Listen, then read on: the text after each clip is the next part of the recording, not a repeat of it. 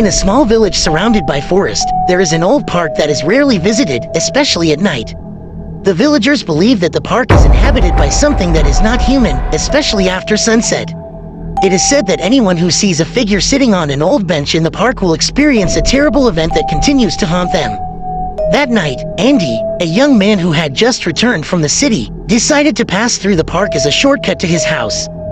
The park looked quiet, only the sound of the wind whispering softly through the leaves could be heard. When Andy approached the middle of the park, he saw someone sitting on a bench under a large tree.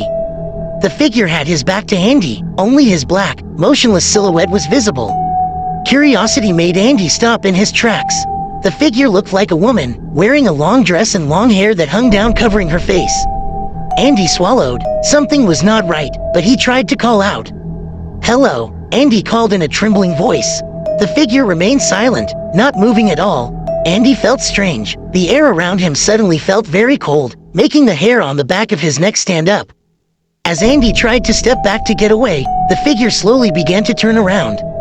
But what almost made Andy fall in fear was when the figure turned around, it had no face at all. Just a flat surface, as if its skin was carved flat without eyes, nose, or mouth.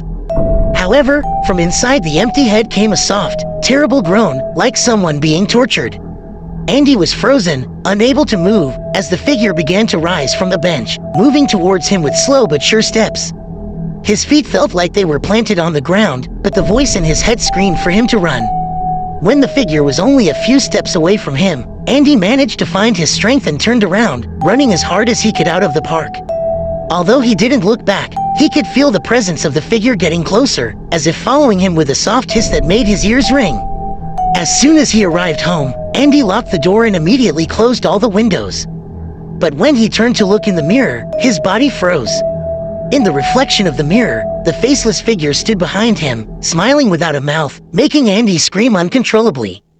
Before everything turned black, he heard a terrifying whisper that said, "You have seen me, now I will continue to accompany you."